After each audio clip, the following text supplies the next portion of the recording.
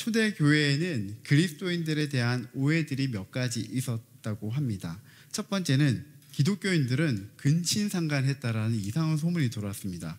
왜냐하면 사람들이 이 기독교인들이 모여서 예배하는 소리를 옆에서 들어봤더니 사람들이 이렇게 말하는 거예요. 형제님, 자매님 이렇게 얘기하는 거예요. 그런데 심지어 부부들도 서로 만났는데 형제님, 자매님 이러니까 좀 뭐야 이상하다 이렇게 얘기를 했다라는 거예요. brother, sister 이러는데 좀 이상하게 느낀 것이죠. 사실은 우리는 너무나 잘 아는 것이죠. 하나님을 아버지로, 그리고 우리는 하나님의 자녀이기 때문에 그 안에서 우리는 형제 자매가 되어진 것인데 이 문화를 모르는 사람들이 아주 이상하게 생각했다라는 거예요. 또 두 번째 오해는 뭐냐면 기독교인들은 식인종이 아닌가 하는 오해를 받았습니다.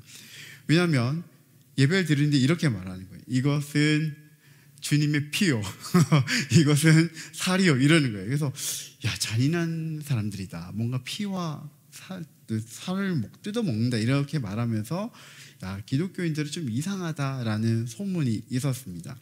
왜 그런지 여러분 잘 아시죠? 이 피와 살은 이 떡과 포도주를 통해서 예수님을 기념하는 예식이었던 것이죠. 교회를 상징할 때 이 교회가 꼭 가지는 특징 세 가지가 있습니다. 그것을 표지라고 말하는데요. 참 교회의 표지는 저렇게 세 가지입니다. 말씀의 올바른 선포. 그러니까 교회라면 뭐 여러 가지가 있을 수 있겠지만 가장 중요한 것은 하나님의 말씀이 무엇인지를 선포하고 가르쳐 주는 것이 중요합니다. 두 번째는 성례의 올바른 집행입니다. 이 성례라면 오늘 우리가 하게 될 이 세례와 성찬식을 말하는 것이죠. 예수 그리스도의 몸된 공동체 된 사람들이 이 세례와 성만찬을 통해서 하나님 누구신지, 그리스도를 누구신지 기억하고 그 그리스도 중심으로 모여있는 공동체가 바로 교회입니다. 세 번째는 권징이에요. 권징의 신실한 시행인데 이 권징이라면 약간 어떤 느낌이 있냐면 잘못한 것을 교회가 함께 잘못했다. 그리고 이것은 하나님께서 기뻐하지 않는다라는 것을 가르쳐주고 바로 잡는 거예요. 교회가 너무 사랑이 많아야 되는데 이렇게 잘못한 거에 대해서 말하면 옳습니까? 라고 물어볼지 모르겠습니다. 그런데 교회는 하나님의 거룩한 사람들의 공동체거든요. 거룩이 있으려면 무엇이 옳고 그른지가 명확하게 나와야 되는 것이죠. 성경을 기준으로 해서 옳았는가 아니면 옳지 못한가를 말하고 그리고 바로 거룩할 수 있도록 기회를 주고 교육하는 것이 교회의 중요한 목표라고 말할 수 있겠습니다. 자, 그래서 이만큼 이 교회를 교회되게 하는 것, 이 세 가지가 너무 중요한데요. 그 중에서 이 성만찬은 기독교에서 아주 중요한 의미를 가지고 있습니다. 그런데 고린도 전서에 보게 되면 이 고린도 교회에 이 성만찬으로 인해서 어려움이 있었던 것 같습니다. 오늘 우리가 성경에 보면 이 17절에서 22절에 보게 되면 고린도 교회에 이 성만찬으로 인해서 있었던 문제가 나오는데요. 어떤 문제였는지 한번 살펴보고 싶습니다. 18절에 보게 되면 이렇게 말합니다. 너희가 교회에 모일 때에 너희 중에 무엇이 있다고 말하죠? 분쟁이 있었다 이렇게 말하죠. 분쟁이 있었다. 19절에 있는 말씀에 보게 되면 너희 중에 파당이 있어야 너희 중에 옳다 인정함을 받는 자들이 나타나게 되리라. 좀 말이 어려워요. 그렇죠? 세 번역에 보게 되면 이렇게 말합니다. 바르게 사는 사람들이 밝히 드러나려면 뭐 여러분들 가운데 문제도 없을 수도 없고 문제 있을 수 있다라는 거예요. 그리고 당파도 없을 수 없을 것이다 이렇게 말합니다. 분쟁은 어떻게 보면 불편하고 어려운 문제죠. 그러나 그 분쟁을 통해서 바른 사람들이 드러나고 무엇이 옳고 그른지가 드러난다라는 거예요. 그런데 이 고린도 교회의 이 분쟁이 주의 만찬, 성찬식이죠. 성찬식으로 인해서 일어났는데 이것은 불편한 일이지만은 오히려 이것을 통해서 무엇이 옳고 그른지를 내가 가르쳐 줄 수 있는 기회가 되었고 여러분들도 알게 되는 기회를 갖게 된 것입니다. 이렇게 말하고 있는 거예요. 자, 이 당시에 주의 만찬은요 크게 두 가지로 나뉘어졌습니다. 하나는 애찬식이고 하나는 성찬식입니다. 교회에서 이제 뭐 청년부라든지 또 우리 그 CMF에 가게 되면 수련회 꼭 애찬식이라는 걸 하거든요. 그래서 애찬식 하면 사람들이 어떻게 인식을 하냐면 보통 왜 빵을 떼어줍니다. 그러면은 빵을 떼가지고 이렇게 상대방이 입에 넣어주는 그런 걸 보통 애찬식이라 생각하는데 뭐 비슷하긴 합니다. 그러나 애찬식은 원래 그런 것은 아니었고요. 교회가 함께 모이면은 자기가 집에서 뭔가 음식을 준비해 와요. 그리고 그것을 준비해 와서 교회 공동체가 함께 식사를 하는 것이었습니다. 공동의 식사예요. 그리고 예배 중에는 이 성찬식이 따로 준비가 되어 있었습니다. 그러니까 교회 올 때 어떻게 하죠? 각자 집에서 오늘 교회 공동체에서 함께 모여서 먹을 수 있는 음식을 준비해 오는 것입니다. 교회에는 다양한 사람들이 있습니다. 교회 안에는 부자도 있고 가난한 사람도 있었습니다. 그때부터도. 교회 안에는요, 그 당시에 일반 사람도 있었지만 종의 신분을 가지고 있는 사람들도 있었습니다. 부자는 올 때 그래도 재정에 여유가 있으니까 음식을 좀 많이 가져올 수 있는 것이죠. 가난한 사람들이 가져오는 음식은 아무래도 경제적인 문제가 있다 보니까 그렇게 좋은 음식과 또 풍부한 양의 음식을 가져오지는 못했을 것입니다. 당시에 노예 신분으로 있던 사람들은 음식을 가져오지 못할 경우가 더 많았을 거예요. 거의 빈손으로 왔을 것입니다. 교회가 은혜가 충만할 때는 모여가지고 각자가 가져온 음식, 그게 뭐 각자가 많이 가져왔던 또 적게 가져왔던 관계없이 서로 나누고 즐거워하고 기뻐했습니다. 부자들의 경우에는 평소에 좀 경제적으로 어려운 사람들이거나 또 노예의 신분에 있는 사람들에게 대접한다는 마음으로 기쁜 마음으로 가져왔을 거예요. 그런데 항상 문제는 뭐죠? 유지하는 것이 어려워요. 처음엔 가능했죠. 시간이 지나면서 내가 굳이 계속 이거 가져가야 돼? 이런 마음이 들기도 하고, 또 내가 이렇게 많이 가져왔는데 저 사람들은 왜 적게 가져오는 거야? 라는 것이 생각이 되는 것이죠. 그러면서 점점 불편한 일이 생겼다라는 거예요. 왜 교회 안에서도 항상 보면 이 먹는 문제가 가장 어렵잖아요. 일반적으로 저희는 이제 주방 봉사팀이 없지만 일반적으로 교회 안에서 가장 힘들고 어려운 부서들이 몇 개가 있다고 하잖아요. 주방, 주차, 성가대. 항상 이제 어려워요. 왜냐하면 이제 그만큼 힘들거든요. 그리고 사람들은 특별히 이 먹는 것에 예민하다 보니까 이 주방 섬김의 사람들의 관계에서 항상 어려움이 많이 생긴다고 합니다. 부자들이 계속해서 이 가난하거나 종의 신분에 있는 사람들의 음식까지 다 챙긴다는 것이 쉽지 않았던 것 같습니다. 그러니까 나중에 어떻게 하냐면 이렇게 적어놨어요. 자기들끼리 먼저 와서 먹었다, 이렇게 말합니다. 내가 가져왔으니까 내가 먹으면 되지 라고 말하면서 먼저 먹었다라는 거예요. 기다리지 않았습니다. 22절을 볼까요? 너희가 먹고 마실 집이 없느냐? 너희가 하나님의 교회를 업신여기고 빈궁한 자들을 부끄럽게 하느냐? 내가 너희에게 무슨 말을 하랴? 너희를 칭찬하랴? 이것으로 칭찬하지 않노라. 그 앞에 21절을 보게 되면 이는 먹을 때 각각 자기의 만찬을 먼저 갖다 먹음으로 어떤 사람은 시장하고 어떤 사람은 취함이라 이렇게 말하죠. 먼저 와가지고 내가 음식 가져왔으니까 나 먼저 먹어야지, 먹어버리는 거예요. 아니 뭐 누가 오든 일단 내가 가져온 거 내가 먹을래. 내가 이 술을 포도주 같은 거겠죠. 포도주 가져왔으니까 내가 먼저 먹어. 그리고 심지어 취했다 이렇게 말하죠. 도대체 이것은 누구를 위한 음식이었고 누구를 위한 포도주였을까요?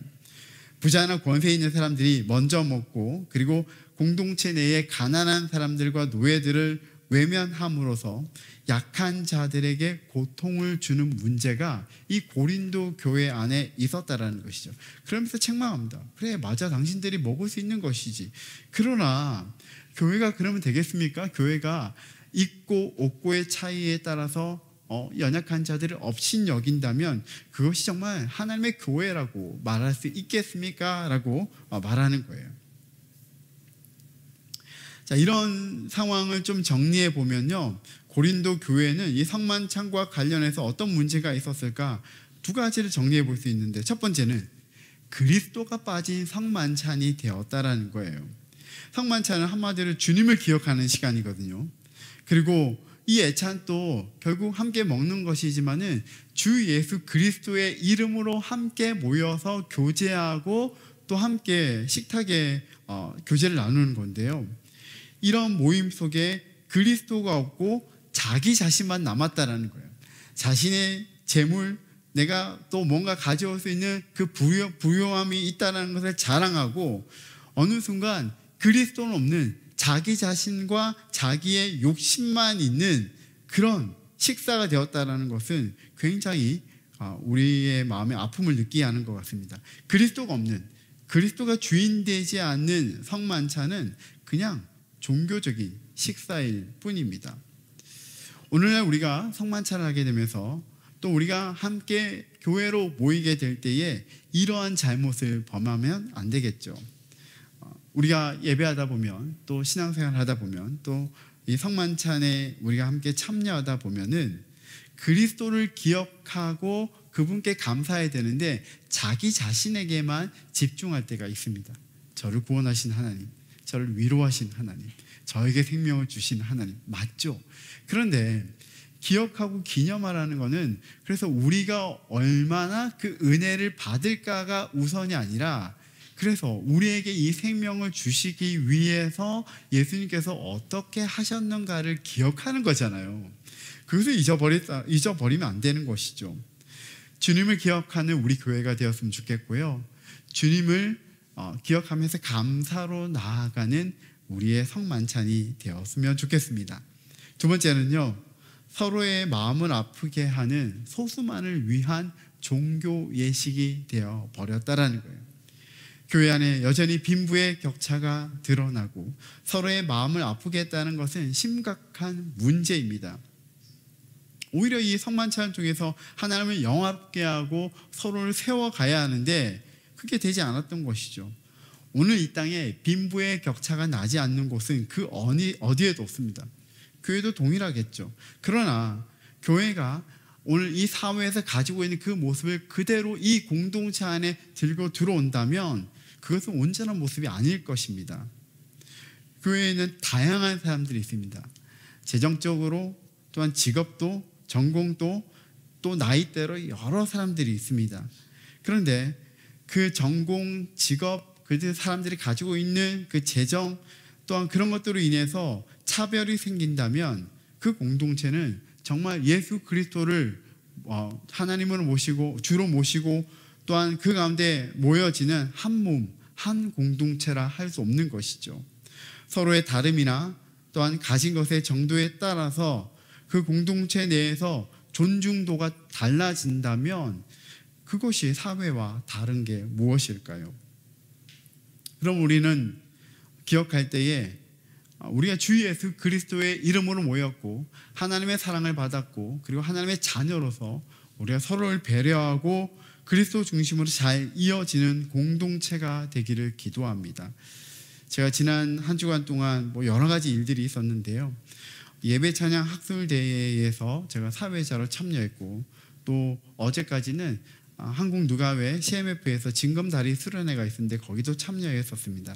근데 이상하게도 이번에 이 두 모임 가운데서 똑같이 등장하는 키워드가 있었습니다. 그것은 환대와 포옹이었습니다. 환대하는 공동체. 그리스도의 공동체는 어떤 공동체인가? 타인에 대해서 배려하고 포옹하는, 환대하는 공동체라고 하는 거예요. 저는 우리 빌더스 교회가 그런 환대하고 포옹하는 공동체가 되었으면 좋겠습니다.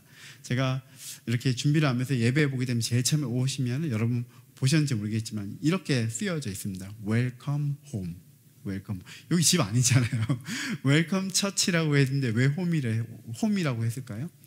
아버지의 집에 우리가 왔습니다라는 뜻이고요. 그리고 웰컴이라는 단어는 당신을 환영합니다, 축복합니다라고 하는 거예요.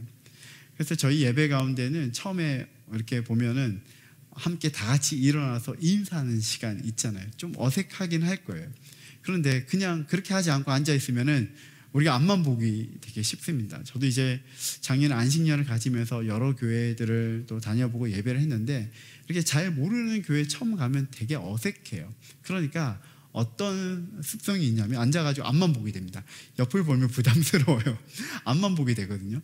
그런데 옆에 있는 사람하고 좀 인사하면은 좀 편하더라고요. 그래서 예배 중간 이렇게 목사님들을 가끔 이렇게 되게 하기 싫은데 시키는 거 있잖아요. 옆에 사람하고 뭐 얘기하세요, 인사하세요. 근데 모르면 이렇게 보는 게 되게 부담스러워요. 근데 먼저 인사하고 나면은 좀 편하더라고요.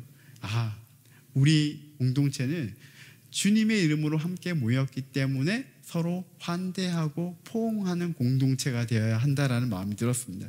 같은 맥락에서 오늘 우리는 이 성만찬 가운데 임하는데, 이 성만찬을 통해서 서로 환대하고 포옹해야 한다라는 이 복음의 메시지를 기억하는 공동체가 되었으면 좋겠습니다.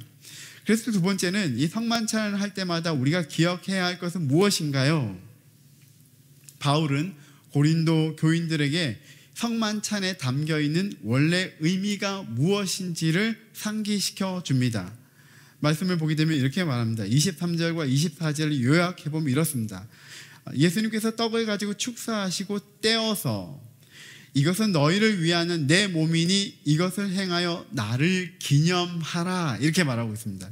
이 떡을 떼었다는 것은 한 몸에서 분리되었다. 그러니까 떼는 것이 중요한 것이 아니라 원래 우리는 한 몸이라는 것을 얘기하는 거예요. 그러면서 그리스도의 몸이다. 그리고 그리스도의 몸인 우리가 이 성만찬을 통해서 누구를 기념한다고요? 예수 그리스도를 기념하는 것입니다. 기억하고 감사하는 것이죠. 25절과 26절에는 또 예수님께서 식후에 잔을 가지고 이 잔은 내 피로 세운 새 언약이니 이것을 행하여 마실 때마다 나를 기념하라, 이렇게 말합니다. 이 마시는 것을 통하여서 그냥 먹고 끝나는 것이 아니라, 마시는 것으로 끝나는 것이 아니라 우리 예수님을 기억하라, 기념하라, 이렇게 말하고 있습니다. 특별히 이 25절에 보게 되면 내 피로 세운 새 언약을 기억하라, 이렇게 말하고 있습니다. 성만찬의 핵심은 바로 이것입니다. 새 언약입니다. 이스라엘 백성은 하나님을 주로 모시고 살아오면서 특별히 모세 이후에 율법을 받았습니다. 이 율법을 통해서 어떻게 계속하면 하나님의 백성이 될 수가 있는가를 알았습니다. 그리고 율법을 배웠고 지켜 행했습니다. 그런데 이 율법은 완전하고 영원한 것이 아니었습니다. 하나님께서는 새로운 계획을 가지고 있었습니다. 그래서 그 아들 예수 그리스도를 이 땅에 보내어 주셔서 그때까지는 이 언약을 통해서, 율법을 통해서 계속 하나님의 거룩한 백성을 지켜왔고 또한 죄의 문제를 해결하도록 했지만은, 이제는 예수님을 통해서 그 율법이 아니라 예수님을 통해서 완전하게 우리의 죄에 대한 문제를 해결하도록 하셨습니다. 그래서 이 언약을 구분을 해요. 예수님 오기 전에 지켜왔던 율법 중심의 언약을 옛 언약이라고 하고요. 우리가 구약 성경이라고 말하는 그 구약이 바로 이 옛 언약인 것이죠. 그리고 예수님 중심으로는 새 언약이라고 합니다. 이제는 우리가 제사를 드리지 않아요. 동물을 죽여가지고 우리의 죄를 그 동물에게 전가하는 일을 하지 않습니다. 예수님을 믿음으로 말미암아 고백하고 예배합니다. 우리가 이 자리에 와서 예배할 때에 우리 예수님을 믿습니다. 그리고 예수님을 통해서 영원한 생명을 받았습니다. 예수님을 통해서, 예수님을 믿을 때에 우리가 하나님의 자녀가 됨을 믿습니다라고 고백하는 공동체가 된 것이죠. 새 언약이죠. 그래서 예수님이 이렇게 말합니다. 너희는 먹고 마실 때마다, 또한 이 성찬할 때마다 나를 통하여서 언약이 갱신되었고 나를 믿어서 하나님의 자녀가 되었음을 기억하고 감사하라. 이게 기념하다라는 거예요. 오늘 우리가 이 말씀대로 예수 그리스도를 기념하고 감사하는 믿음의 공동체가 되었으면 좋겠고, 예배가 되었으면 좋겠고, 성찬이 되었으면 좋겠습니다. 마지막으로 한 가지만 더 살펴보고 싶습니다. 성만찬의 참여가 우리에게 주는 유익은 무엇일까요? 27절부터 34절까지에 보게 되면 이 성만찬의 의미를 되새기고 주의할 점들을 알려줍니다. 첫 번째는 그리스도의 새 언약 백성답게 세워지는 유익을 얻을 수가 있습니다. 28절에 보게 되면 이 말씀에 나올 때 이렇게 말합니다. 사람이 자기를 살피고 그 후에야 이 떡을 먹고 이 잔을 마실지니. 자기를 살핀다는 게 뭐예요? 내가 어떠한지, 내가 지금 어떻게 살아가고 있는지, 내가 의로운지, 내 죄에 대한 문제가 해결되었는지를 살펴보라는 것입니다. 아무나 이 성만찬에 참여하지 말라고 경고하고 있습니다. 오히려 그냥 마음대로 막 그 성만찬에 참여하게 된다면 오히려 더 죄를 짓는 것이라고 얘기를 해요. 제가 오늘 그 교회 3대 표지에 대해서 말하면서 권징 7일 말씀드렸잖아요. 교회 공동체는 거룩의 공동체고 죄와 싸우는 공동체입니다. 그래서 이 성만찬에 참여할 때마다 우리는 온전하지 못하고 거룩하지 못한데 예수님을 통해서 거룩한 자가 되었다는 것을 기억하거든요. 성만찬에서 우리는 그것을 기억하고 기념하고 감사하는 것입니다. 그래서 교회 공동체는 이를 위해서 몇 가지의 대안을 놓게 되었는데, 첫 번째는 이 성만찬에 참여할 때 아무나 참여하지 않도록 했습니다. 그래서 보통 세례 받은 사람만 참여하라고 얘기한 이유는 사실 기준이 명확하지 않으니까 이 세례를 통해 가지고 하나님을 믿고 그리고 늘 하나님 앞에서 자기의 삶을 깨닫고 회개하고 믿음으로 고백하는 사람들에게 일단 열어두었습니다. 두 번째는 매주 하다 보니까 이 사람들이 매너리즘에 빠지는 거예요. 아무 생각 없이 참여하는 거예요. 그러니까 가끔 분기에 한 번씩 해서 좀 이 성찬식을 좀 더 귀하게 여길 수 있도록 했습니다. 종교개혁가 칼빈은 매주 하는 것이 좋다고 했습니다. 저도 매주 하면 좋을 것 같습니다. 그러나 시간의 문제도 있고 또 원래 취지대로 이 성찬식을 귀하게 여기기 위해서 분기마다 한 번씩 하는 것이 좋을 것 같습니다. 두 번째는 우리가 이 성만찬을 통해서 서로 세우고 사랑하고 섬기는 공동체의 비전을 가지게 되는 것입니다. 오늘 이 고린도전서에 나오는 이 말씀을 통해서 믿음의 공동체는 서로 다르지만은 또 늘 하나 될 수 없는 것은 맞지만은 늘 우리를 용서하시고 사랑하신 주님의 사랑을 기억하면서 서로 사랑하고 섬기라고 말하고 있습니다. 먼저 먹지 말라 이렇게 말합니다. 공동체를 통해서 서로 사랑하는 것을 배워야 하고 섬기는 자가 되어야 한다 이렇게 말합니다. 우리 교회 안에도 여러 가지 모습대로 연약한 사람이 있을 수 있습니다. 앞으로도 사람들이 계속 오게 되면 연약한 사람들이 있겠지요. 근데 그것을 알고도 외면하는 것은 성경적인 모습이 아닌 것입니다. 먼저 다가가고 그 사람이 어떠한 모습을 가졌든 어떤 직업을 가졌든 어떤 위치에 있든 관계없이 그냥 우리를 사랑하신 그 주님의 사랑을 가지고 먼저 다가가는 것이죠. 그리고 먼저 섬기는 자가 되어야 한다는 것입니다. 먼저 인정해 주는 것입니다. 그러면서 우리 교회가 하나님의 부르심 가운데 하나님의 사랑 가운데 우리가 부름받은 공동체로서 우리만 사랑을 받고 끝나는 것이 아니라 이 사랑을 나누어 주는 공동체가 되어야 하는구나를 깨달을 수 있는 우리 믿음의 공동체 된 우리 교회가 되었으면 좋겠습니다. 제가 교회의 역사를 살펴보고 특별히 교회 예배의 역사를 공부하는 가운데 쭉 살펴보니까 이 초대 교회부터 종교개혁이 일어났던 1517년까지 사이에 예배에 대한 기록들이 많이 남아있지 않았습니다. 찾기가 되게 어렵더라고요. 그런데 그 중에서 굉장히 주목할 만한 것이 하나가 있었는데, 이 초대 교회부터 종교개혁까지 예배의 형태가 다양하고 기록은 많이 없는데 꼭 빠지지 않는 것이 있었습니다. 그것은 성찬식을 계속했다라는 거예요. 그 당시에 이 교회와 또 모든 예배는 라틴어 중심이었거든요. 그러니까 라틴어를 사람들이 다 알지 못해요. 그런데 모든 사람들이 예배를 잘 참여할 수 있는 가장 좋은 방법은 이 성찬식이었습니다. 언어가 통하지 않아도 이게 무엇을 의미한지를 알았으니까요. 그래서 이 종교개혁이 일어나기 전까지 교회는 이 성찬을 통해서 예수님이 누구신지, 예수님께서 무엇을 하셨는지 그것을 기억하고 감사하고 믿음을 유지해 왔고요. 그 성찬을 통해서 형제 자매의 사랑을 나눠왔습니다. 오늘 우리도 이 성찬을 통해서 주님의 사랑을 기억하고 감사하는 이 시간이 되었으면 좋겠습니다.